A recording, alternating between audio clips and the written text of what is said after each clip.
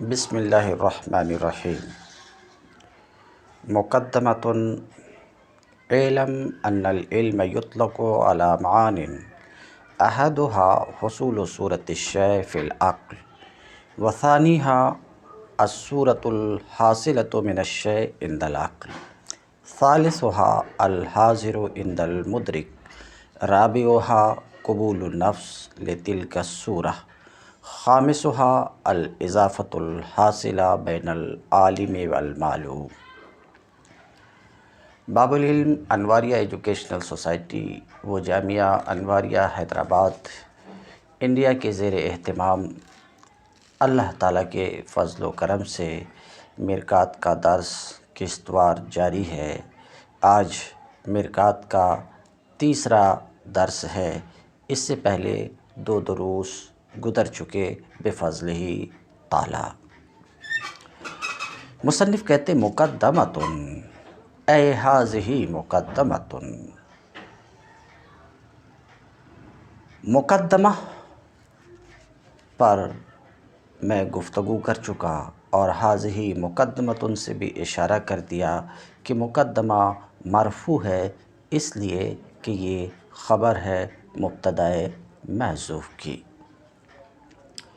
مقدمہ تو گزشتہ درس میں مقدمہ پر گفتگو کر چکا ہوں اور واضح کر چکا ہوں کہ مقدمہ کی 2 قسمیں ہیں۔ نمبر 1 مقدمۃ العلم، نمبر 2 مقدمۃ الکتاب۔ اور پچھلے درس میں اس بات کو بھی بیان کر چکا ہوں کہ مقدمۃ العلم میں 3 امور بیان کیے جاتے ہیں۔ کیا؟ علم اور فن کی تعریف، نمبر 2 علم اور فن کا فائدہ، نمبر 3 علم اور فن کا موضوع کہ اس علم کا موضوع کیا ہے۔ تو مقدمہ منطق میں ظاہر سی بات ہے منطق کی تعریف، منطق کا فائدہ اور منطق کے موضوع کو بیان کیا جاتا ہے۔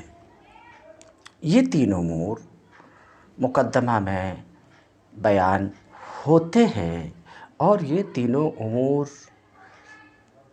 اس لیے بیان کیے جاتے ہیں تاکہ شارع فی العلم کا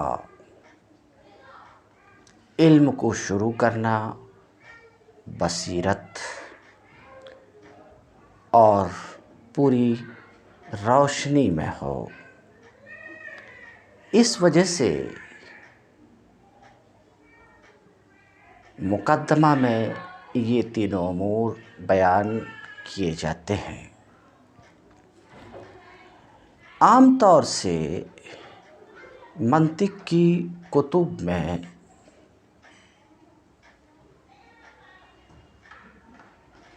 بالخصوص وہ کتابیں جو داخل درس ہیں،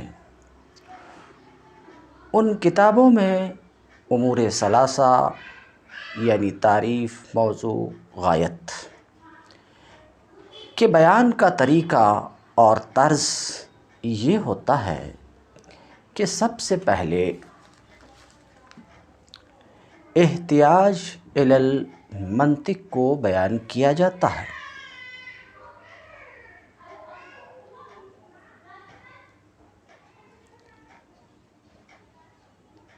احتیاج الی المنطق کا مطلب یہ ہے کہ اس بات کو بتایا جاتا ہے کہ لوگ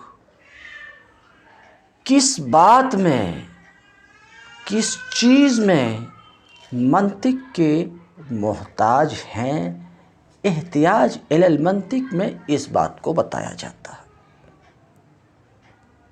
تو احتیاج الی المنطق کا مطلب یہ ہے، بیان احتیاج الی المنطق کا مطلب یہ ہے کہ اس بات کو بیان کر دیا جائے، اس بات کو بتا دیا جائے کہ لوگ کس امر میں منطق کے محتاج ہیں اور جب احتیاج الی المنطق کا بیان ہوتا ہے تو اسی کے ضمن میں احتیاج الی المنطق کے بیان کے ضمن میں منطق کی تعریف بھی معلوم ہو جاتی ہے۔ میں بھی اسے واضح کروں گا، منطق کی تعریف بھی معلوم ہو جاتی ہے اور منطق کا فائدہ بھی معلوم ہو جاتا ہے۔ الگ سے پھر چندہ ضرورت نہیں رہتی ہے منطق کی تعریف اور پھر اس کے فائدہ کے بیان کی، کہ احتیاج الی المنطق کے ضمن میں منطق کی معرفت بھی ہو جاتی ہے، خواہ برسم ہی ہو خواہ بے حد ہی ہو علی بعض القول۔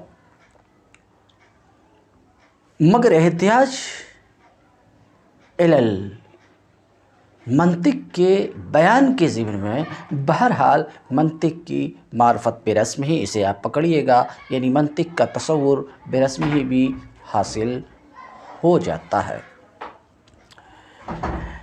اب رہی بات کہ ان دو باتوں کے بعد ایک تیسری چیز کہ منطق کا موضوع کیا ہے، تو یہ دونوں باتیں معلوم ہو گئی، تو پھر ان دونوں باتوں کے بعد یہ بھی بتا دیا جاتا ہے کہ منطق کا موضوع فلاں چیز ہے، مثلاً معرف اور حجت ہے، مثلاً معلومات تصوریہ و تصدیقیہ بحیثیت ایصال ہیں، جس کی تفصیل آپ کے سامنے آئے گی۔ مگر جیسا کہ میں بیان کیا کہ درسی منطقی کتب کا طرز یہ ہے کہ سب سے پہلے احتیاج الی المنطق کو ان کتابوں میں بیان کیا جاتا ہے۔ ان کتابوں میں احتیاج الی المنطق کو بیان کیا جاتا ہے۔ اس پر اگر آپ کا سوال یہ ہوگا کہ آپ یہ کہہ رہے ہیں کہ سب سے پہلے احتیاج الی المنطق کو بیان کیا جاتا ہے، حالانکہ جو کتاب ہمارے سامنے ہے یہاں تو ہم یہ دیکھ رہے ہیں کہ اولاً مصنف علم کی تعریف کر رہے ہیں، وہ بھی 5 تعریف کو بیان کر رہے ہیں، پھر علم کی تصور و تصدیق کی طرف تقسیم کر رہے ہیں، پھر تصور و تصدیق میں سے ہر ایک کی بدیہی اور نظری کی طرف تقسیم کر رہے ہیں، اور پھر یہ بتا رہے ہیں کہ نظری بدیہی سے بطریق نظر کے حاصل ہوتی ہے۔ احتیاج الی المنطق سے پہلے تو یہ چیزیں ہیں، علم کی تعریف اور علم کی تقسیم تصور و تصدیق کی طرف، پھر ان دونوں میں سے ہر ایک کی تقسیم بدیہی اور نظری کی طرف۔ تو احتیاج الی المنطق کا سب سے پہلے کہاں بیان ہوا؟ پہلے تو ان باتوں کا بیان ہے، جتنی سی بات میں رکھا، یہ 3 مقدمات کا بیان ہے۔ ان مقدمات کا کہ علم فلاں چیز کا نام ہے، اور علم یا تو تصور ہوگا یا تصدیق، پھر تصور و تصدیق میں سے ہر ایک یا بدیہی ہوگا یا نظری۔ تو احتیاج الی المنطق کے بیان سے پہلے، احتیاج الی المنطق کے بیان سے پہلے یہ 3 مقدمات ہمیں دکھ رہے ہیں، تو پھر آپ کہیں گے آپ کی یہ بات کس طریقے سے صحیح ہو سکتی ہے کہ منطق کی کتابوں کے شروع میں مقدمہ میں سب سے پہلے احتیاج الی المنطق کو بیان کیا جاتا ہے؟ جواب: یہ بات درست ہے کہ مقدمہ منطق، مقدمہ علم 3 امور ثلاثہ کے بیان کے لیے ہی ہیں، اور امور ثلاثہ میں سے یہ امر کہ لوگ فلاں بات میں منطق کے محتاج ہیں، اس بات کا بیان، یہی بیان حاجت الی المنطق ہے۔ تو 3 امر میں سے امر اول ہے بیان حاجت الی المنطق، اور مقدمہ کی ابتدا بیان حاجت الی المنطق ہی سے ہے۔ رہے 3 مقدمات جن کو لے کر آپ نے سوال کیا کہ بیان حاجت الی المنطق سے پہلے ہم 3 مقدمات کو دیکھ رہے ہیں، یہ لے کر کے آپ نے اعتراض کیا، تو ہم جواب میں اس کے کہیں گے ان 3 مقدمات جن کو لے کر کے آپ نے اعتراض کیا، اصل میں یہ 3 وہ مقدمات ہیں جن پر حاجت الی المنطق کا بیان موقوف ہے، جن پر حاجت الی المنطق کا بیان موقوف ہے۔ تو یہ تینوں موقوف علیہ ہونے کی حیثیت سے ہیں۔ ان تینوں کا ذکر قصداً نہیں ہے، بلکہ ان تینوں امور ثلاثہ کا جو یہاں پر ذکر ہے وہ حاجت الی المنطق کے ضمن میں ذکر ہے، کہ وہ موقوف علیہ ہیں۔ یہ ایسے ہی جیسے کہ مقصود بذات وضو نہیں ہے، مقصود بذات نماز ہے، مگر نماز طہارت پر موقوف ہے، ٹھیک اسی طریقے سے حاجت الی المنطق کا بیان ان 3 مقدمات پر موقوف ہے۔ اس وجہ سے حاجت الی المنطق، بیان حاجت الی المنطق سے پہلے یہ 3 مقدمات لے آئے گئے ہیں، 3 مقدمات آ گئے ہیں۔ آپ کا اگر یہ سوال ہو کہ حاجت الی المنطق کا بیان ان 3 مقدمات پر موقوف ہے، وہ کس طریقے سے، تو جیسا کہ میں بار بار ذکر کر چکا، بیان حاجت الی المنطق کا مطلب یہ ہوتا ہے کہ اس بات کو بتا دیا جائے کہ لوگ کس بات میں منطق کے محتاج ہیں، اور اس بات کا بیان کہ لوگ کس بات میں منطق کے محتاج ہیں، اس بات کا بیان موقوف ہے اس پر کہ نظر و فکر میں غلطی واقع ہوتی ہے، نظر و فکر میں غلطی واقع ہوتی ہے، تو ضرورت پڑی تو حاجت الی المنطق کا بیان موقوف ہے اس بات کے اوپر کہ نظر و فکر میں غلطی واقع ہوتی ہے، اور نظر و فکر جس میں غلطی واقع ہوتی ہے تو ضرورت پڑی ایک علم کی، ضرورت پڑی منطق کی۔ یہ نظر و فکر یہ موقوف ہے اس بات کے اوپر کہ تصور و تصدیق نظری بھی ہوں، تصور و تصدیق نظری بھی ہوں، سب کے سب بدیہی نہ ہوں، کیونکہ سب بدیہی ہوں، اگر تمام تصورات و تصدیقات بدیہی ہوں تو ایسی صورت میں نظر و فکر کی کوئی ضرورت نہ پڑے۔ تو بیان حاجت الی المنطق یہ موقوف ہے اس بات کے اوپر کہ نظر و فکر میں غلطی واقع ہوتی ہے، اور نظر و فکر میں غلطی کا واقع ہونا یہ موقوف ہے اس بات کے اوپر کہ بعض تصورات و تصدیقات نظری ہوتے ہیں، کسبی ہوتے ہیں۔ اسی سے کہ بعض تصورات و تصدیقات کسبی ہوتے ہیں، یہ بیان کہ بعض تصورات و تصدیقات کسبی ہوتے ہیں، یہ اس بات کے اوپر منحصر ہوتا ہے کہ تصور، اسی سے یہ بات سمجھ میں آتی ہے کہ تصور و تصدیق کسبی ہوتے ہیں اور بدیہی بھی ہوتے ہیں، بدیہی بھی ہوتے ہیں۔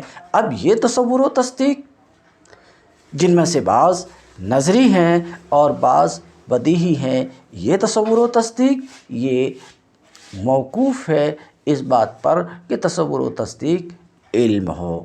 تو اس کو میں یوں کہہ سکتا ہوں کہ بیان حاجت الی المنطق یہ 3 مقدمات پر موقوف ہیں، اور وہ یہ کہ علم یا تو تصور ہوگا یا تصدیق، پھر ان دونوں میں سے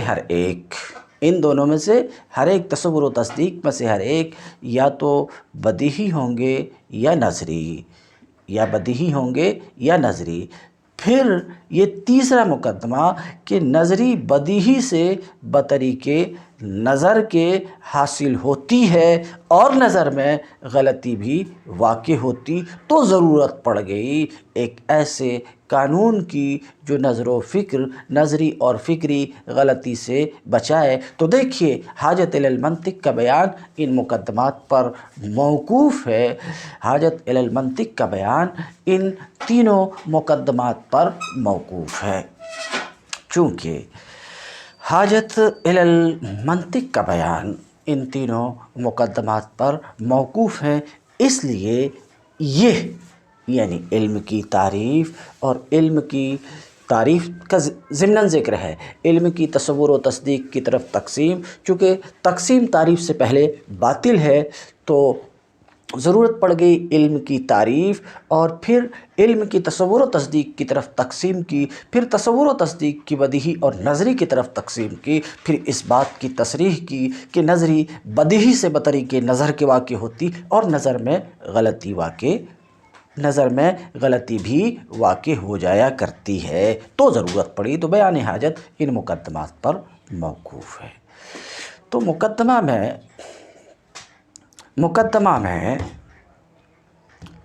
یہ تین امور یعنی بیان حاجت الی المنطق، حاجت الی المنطق اور منطق کی غایت، بیان حاجت الی المنطق اور منطق کی تعریف اور موضوع، یہ تین امور بیان کیے جاتے ہیں۔ تین امور میں سے امر اول حاجت الی المنطق کا بیان، اور جب اس بات کا بیان ہو گیا کہ لوگ کس بات میں منطق کے محتاج ہیں، جیسا کہ آپ نے سنا کہ لوگ منطق کے محتاج ہیں خطا فی الفکر سے بچنے میں، تو اسی سے منطق کی معرفت برسم ہی بھی حاصل ہو جاتی ہے کہ منطق وہ علم ہے جو خطا فی الفکر سے بچائے، وہ آلۂ قانونیہ ہے جس کی رعایت ذہن کو خطا فی الفکر سے بچائے۔ تو تین امور میں سے دو امر معلوم ہو گئے۔ اس کے بعد مستقلاً تیسری چیز کا مقدمہ میں بیان ہو جاتا ہے کہ منطق کا موضوع معرف اور حجت ہے۔ اعلم ان العلم یطلق علی معان، جان لو کہ علم چند معنی پر بولا جاتا ہے۔ علم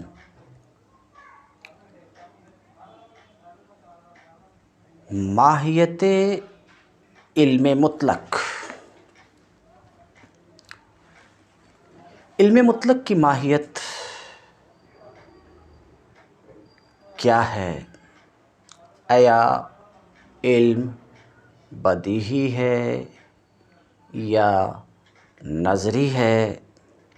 اگر نظری ہے تو اس کی تحدید آسان ہے یا مشکل ہے، ممکن ہے یا دشوار ہے؟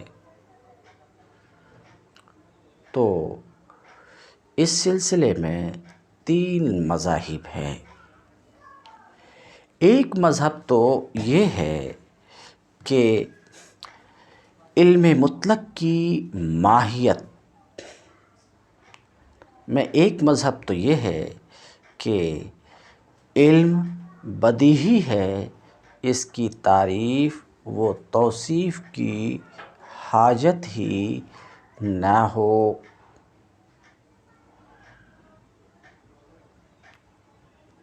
سمجھ رہے ہیں؟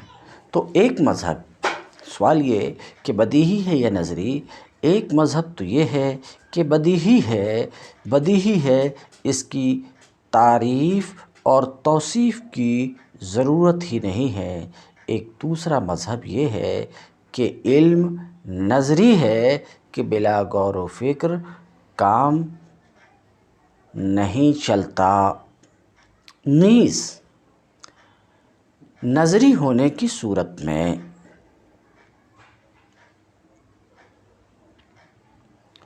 متاثر التحدید ہے، اس کی تعریف دشوار ہے، یا غیر متاثر التحدید ہے، اس میں اختلاف ہے۔ پہلا قول امام فخر الدین رازی کا ہے۔ ان کا قول یہ ہے کہ علم بدیہی ہے اور اسی کو صاحب سلم ملا محب اللہ بہاری نے حق قرار دیا ہے اور کہا ہے کہ علم بالکل ظاہر و باہر شے ہے، البتہ وہ غایت وضوح کی وجہ سے حیز خفا میں ہے۔ بداہت علم کی دلیل دیتے ہوئے یہ کہا گیا کہ غیر علم کے حصول کا مدار علم ہی پر ہے۔ اگر علم خود بھی نظری ہو تو محتاج علم آخر ہو جائے تو توقف شیء علی نفس ہی لازم آئے گا، جو باطل ہے۔ بہرحال میں اس دلیل میں نہیں پڑھ رہا ہوں، بتانا یہ چاہ رہا ہوں کہ ماہیت علم میں جو اختلاف ہے تو امام فخر الدین رازی کا یہ قول ہے کہ علم بدیہی ہے، تو اس کی تعریف کی کوئی ضرورت نہیں ہے۔ دوسری رائے امام الحرمین ابو المعالی عبد الملک ابن عبداللہ جوینی اور حجت الاسلام امام غزالی کی ہے۔ امام غزالی اور امام الحرمین ان کا یہ کہنا ہے کہ علم نظری متأثر التحدید ہے، اس کی تعریف دشوار مشکل ہے، اس لیے کہ جب اشیاء محسوسہ کی بھی تحدید ایسی عبارت کے ساتھ متأثر ہے جو جامع جنس و فصل ہو، تو غیر محسوسات میں یہ چیز بطریق اولیٰ متأثر ہوگی۔ تیسرا نظریہ متکلمین کا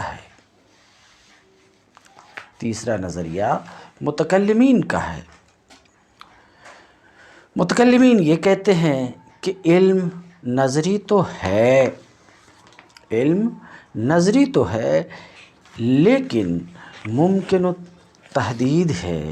یہی راجح ہے کہ علم نظری ہے لیکن ممکن التحدید ہے۔ وجہ یہ ہے کہ علم مقول کیف سے ہے اور کیف اجناس عشرہ میں سے ایک جنس ہے، تو علم بھی ایک جنس ہوا اور قاعدہ ہے کہ ہر جنس کے لیے فصل ہوتی ہے، نیز جس چیز کے لیے جنس وہ فصل ہو اس کی کوئی نہ کوئی حد ہوتی ہے، اور حد نظریات کا خاصہ ہے، لہٰذا علم بھی نظری ہوگا، اور یہ بات ظاہر ہے کہ اس کی حد وہی جنس وہ فصل ہوں گے جو اس کی حقیقت ہے، اس لیے علم ممکن التحدید بھی ہے۔ تو آپ نے سنا کہ علم کی ماہیت کے بارے میں 3 مذاہب ہے۔ پہلا مذہب یہ کہ علم بدیہی ہے، یہ امام رازی کا مذہب ہے۔ دوسرا مذہب حجت الاسلام امام غزالی کا ہے کہ علم نظری متأثر التحدید ہے۔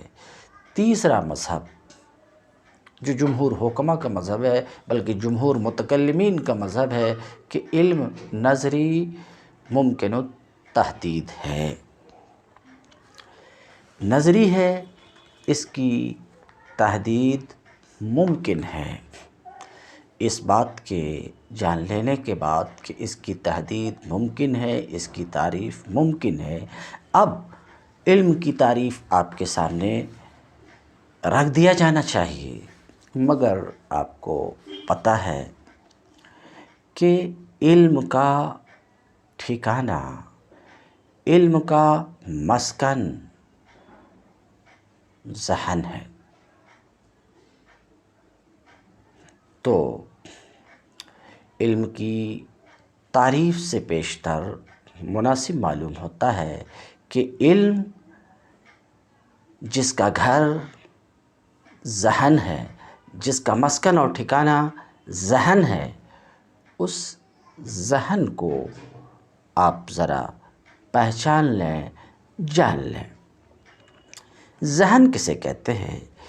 انسان کی اس قوت کا نام ہے جس میں اشیاء کی صورتیں چھپتی ہیں۔ میں ابھی اس پر گفتگو کروں گا، اکتائیے گا نہیں۔ ذہن ہی کو قوت دراقہ، قوت مدرکہ بھی کہا جاتا ہے۔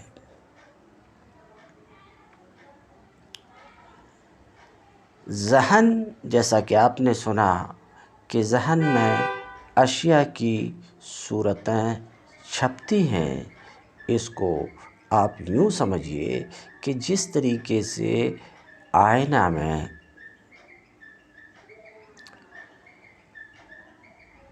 صورتیں چھپتی ہیں،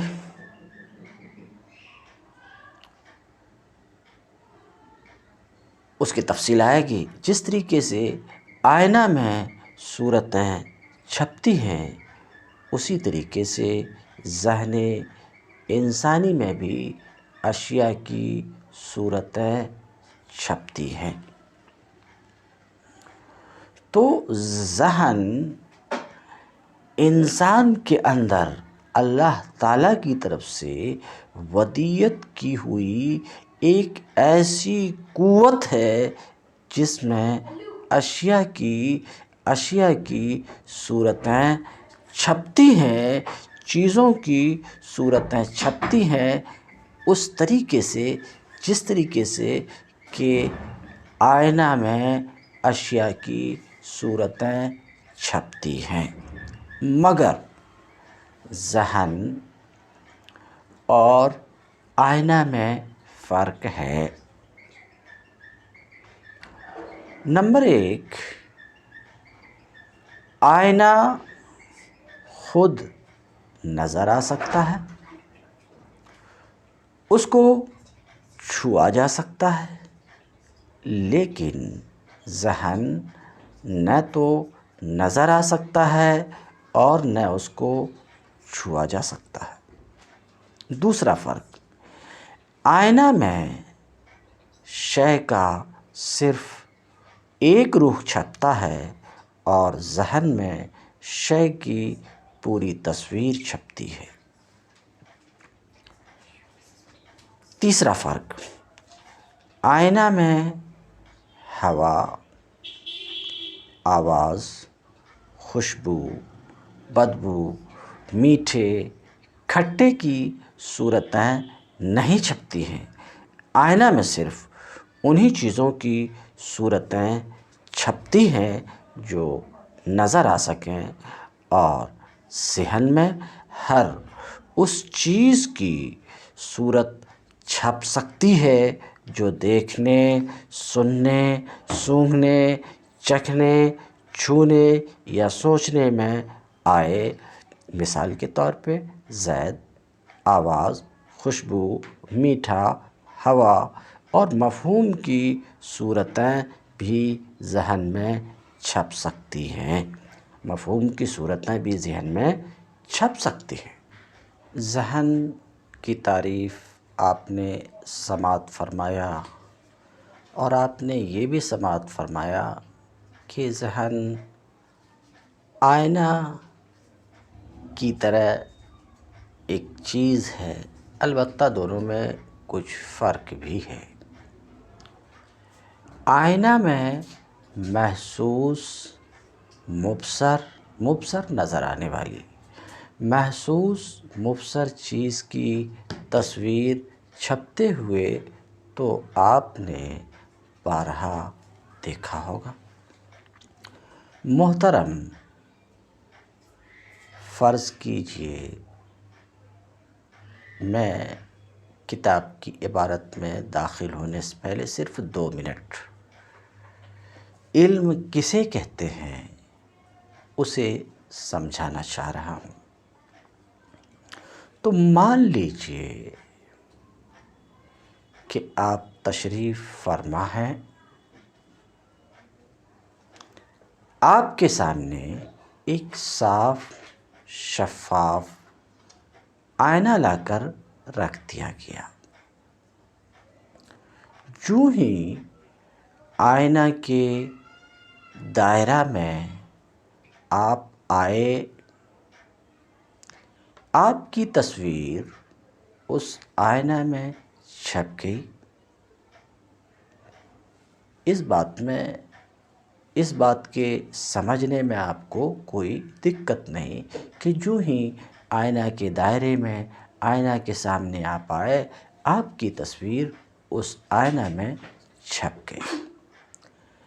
اب ذرا آپ اپنے سامنے پڑے ہوئے آئینہ کا جائزہ لیجئے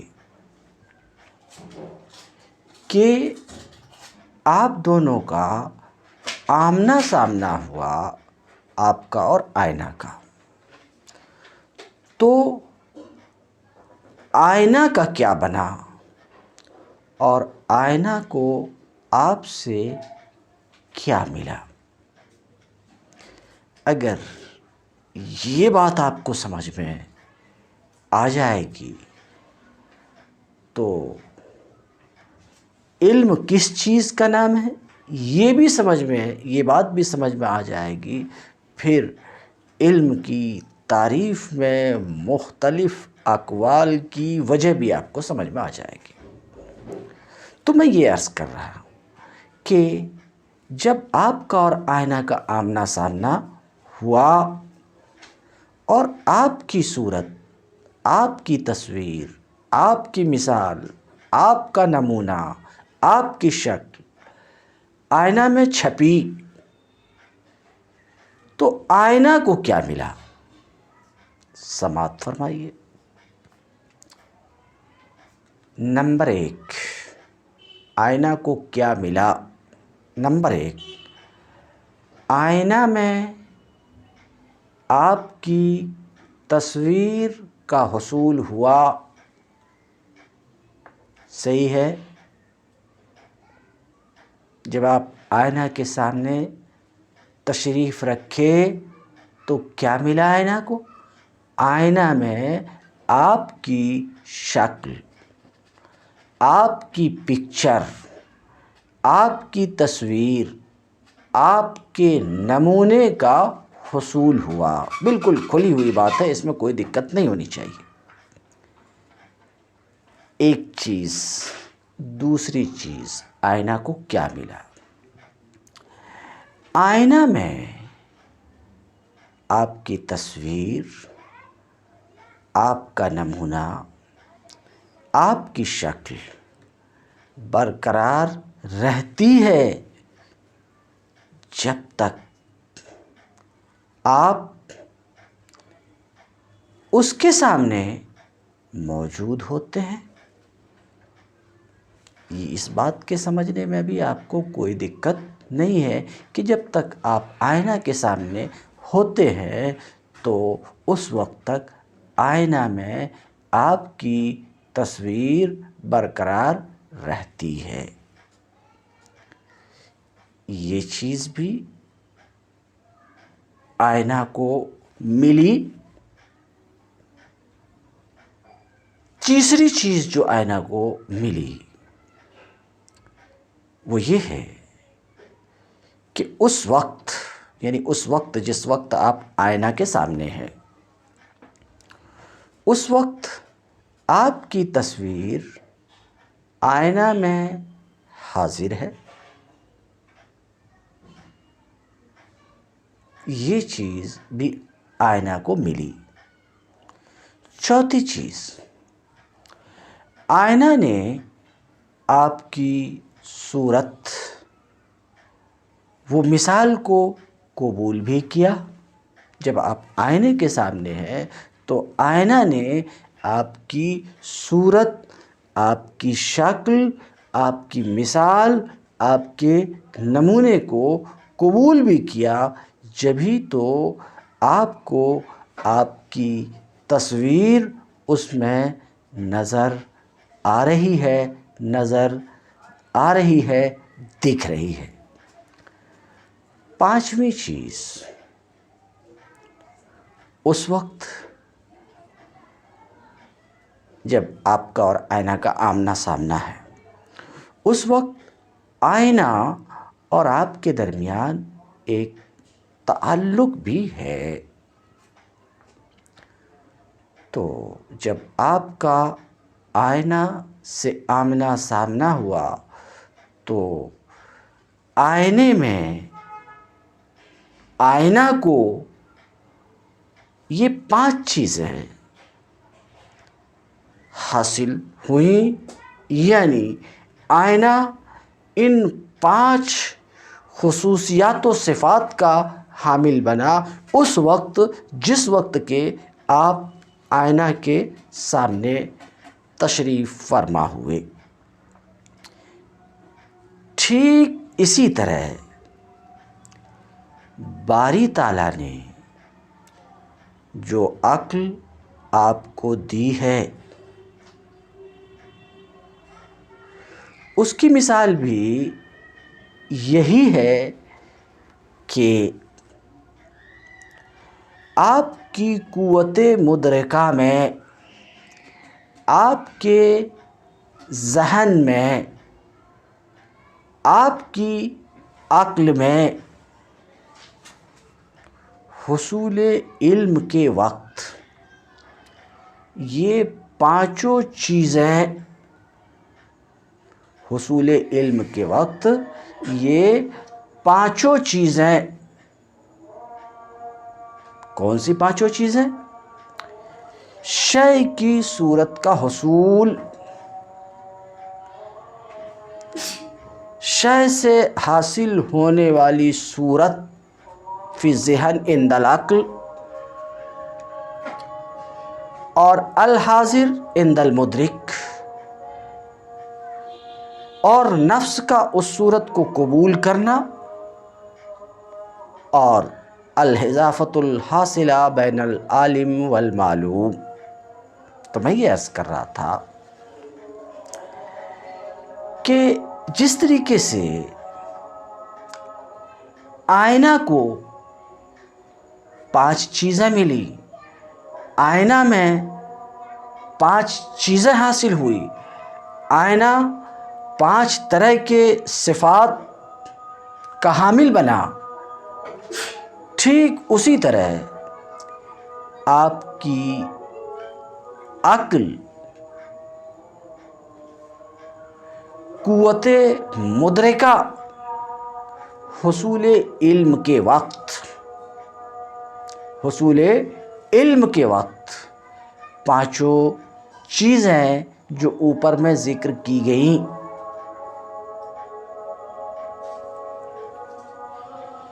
ضرور پائی جائیں گے. اس کو یوں سمجھیے کہ کسی چیز کے علم ہونے پر، آپ ایک طریقے سے اور اسے سمجھیے کہ کسی چیز کے علم ہونے پر مذکورہ 5 امور، مثلاً پہلے نمبر پہ رکھا شے کی تصویر کا حصول، شے کی صورت کا حصول. تو کہتے ہیں کسی چیز کے علم ہونے پر مذکورہ 5 امور متحقق ہوتے ہیں۔ جب آپ کو کسی چیز کا علم ہوتا ہے، آپ کے ذہن میں، یعنی آپ کو سمجھانے کے لیے بولوں، کسی چیز کا علم ہوتا ہے تو علم ہونے کے وقت 5 امور متحقق ہوتے ہیں۔ کیا کہہ رہا ہوں؟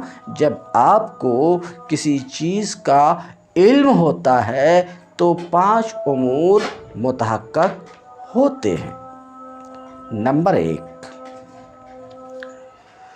وہ صورت جو ذہن میں حاصل ہوئی۔ کیا؟ جب آپ کو کسی چیز کا علم ہوتا ہے تو اس وقت کیا ہوتا ہے؟ ایک وہ صورت جو ذہن میں حاصل ہوئی، کس کی؟ شیء معلوم کی۔ دوم، اس صورت کا ذہن میں مرتسم ہونا۔ تیسری چیز، نفس کا اس شیء معلوم کی صورت کو قبول کرنا، جیسے کہ آئینہ کے سامنے آپ ہوئے اور آئینہ نے آپ کی صورت کو قبول کیا، تب آپ کو اپنی تصویر آئینہ میں نظر آتی ہے۔ تو جب آپ کو کسی چیز کا علم ہوتا ہے تو اس وقت یہ ہوتا ہے کہ نفس نے اس صورت کو قبول کر لیا، ذہن نے اس صورت کو قبول کر لیا۔ تو علم ہونے کے وقت نفس کا اس صورت کو قبول کر لینا، ذہن کا اس صورت کو قبول کر لینا، یہ بھی متحقق ہوتا ہے۔ چوتھی چیز، علم ہونے کے وقت میں کہا 5 امور متحقق ہوتے، کہ جس وقت آپ کو کسی چیز کا علم ہوتا اس وقت 5 امور متحقق ہوتے ہیں۔ 5 امور۔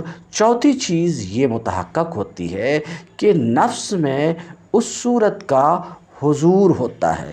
جس طریقے سے کہ آئینہ کے سامنے آپ ہوتے ہیں تو آئینہ میں آپ کی تصویر کا حضور ہوتا ہے، ایسے ہی کسی چیز کے علم کے وقت اس چیز کی صورت کا آپ کے نفس اور ذہن میں حضور ہوتا ہے۔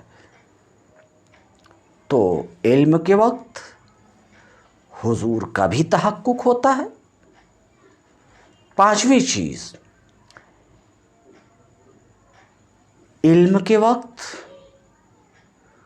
وہ چیز جو جانی گئی، یعنی شیء معلوم، اور وہ جس نے جانا، جاننے والا عالم۔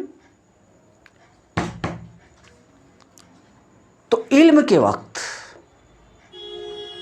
شیء معلوم اور آپ کے درمیان، کسی چیز کے علم کے وقت شیء معلوم اور عالم کے درمیان نسبت اور تعلق کا بھی تحقق ہوتا ہے۔ تو میں کیا کہہ رہا تھا کہ جس وقت آپ کو کسی چیز کا علم ہوتا ہے تو کیا ہوتا ہے؟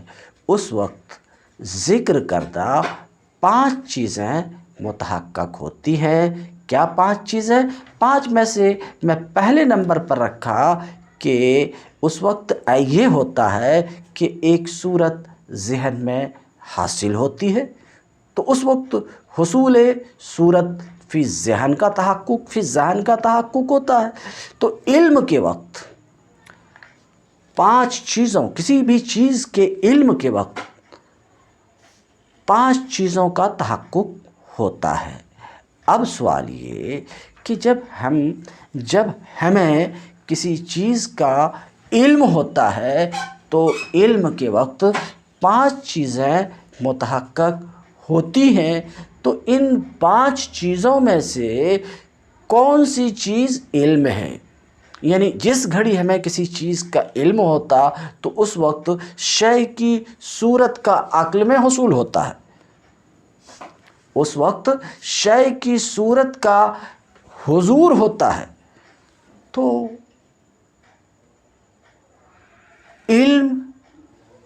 آیا شے کی صورت کے حصول کا نام ہے؟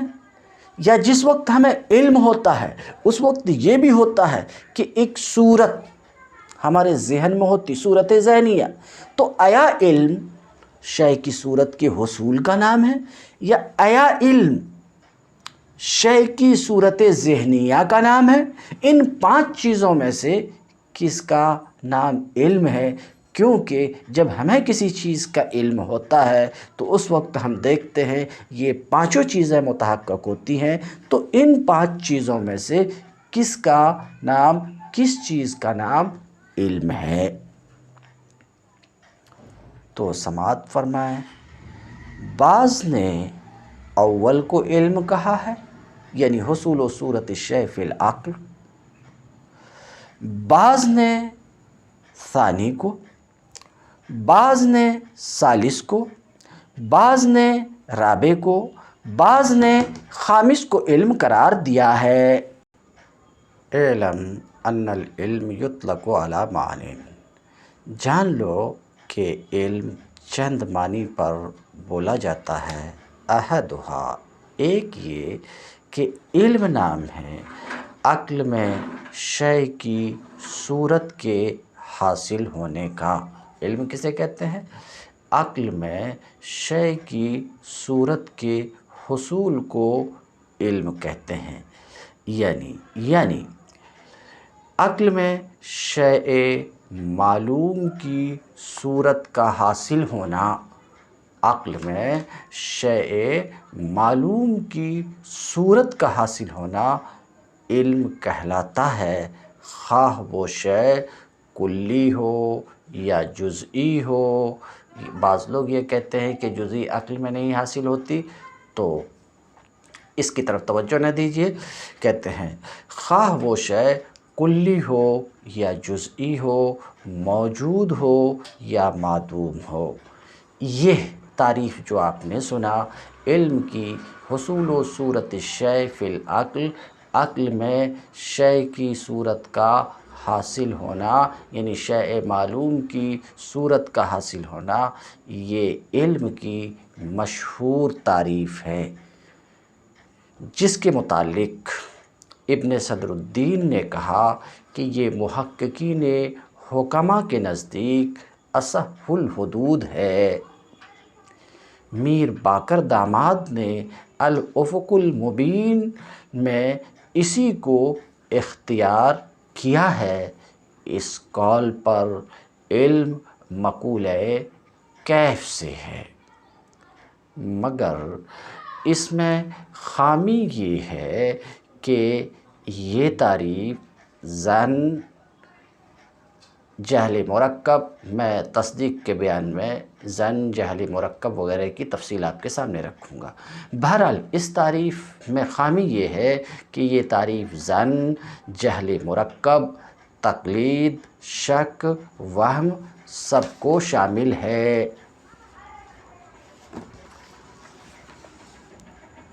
حالانکہ ان کو تحت العلم داخل کرنا، ظن، جہل مرکب، شک، وہم وغیرہ کو علم کے تحت داخل کرنا استعمال لغت اور عرف، شرع سب کے خلاف ہے، اس واسطے کہ جاہل بجہل مرکب کو نہ باعتبار لغت عالم کہا جاتا ہے، نہ باعتبار عرف عام، اور نہ باعتبار شرع، ورنہ لازم آئے گا کہ جو شخص واقعتاً اجہل الناس ہو وہ عالم الناس ہو جائے، عالم الناس ہو جائے۔ اسی طرح ظان، شاک، واہم کو بھی عالم نہیں کہا جاتا۔ تو چند معنی پہ، ثانیہا الصورۃ الحاصلہ من الشیء عند العقل، دوم، علم بولا جاتا ہے کس پر؟ شے کی صورت ذہنیہ پر، شے کی صورت ذہنیہ پر، یعنی شے معلوم کی وہ صورت جو عقل انسانی میں حاصل ہوتی ہے اس کو علم کہتے ہیں۔ یہ صورت باعتبار ماہیت متحد ہوتی ہے اور باعتبار تشخص مختلف۔ یہ جمہور فلاسفہ کا مذہب ہے جو اشیاء کے لیے وجود ذہنی کے قائل ہیں۔ تیسری تعریف، تیسرا معنی جس پر علم بولا جاتا ہے، الحاضر عند المدرک۔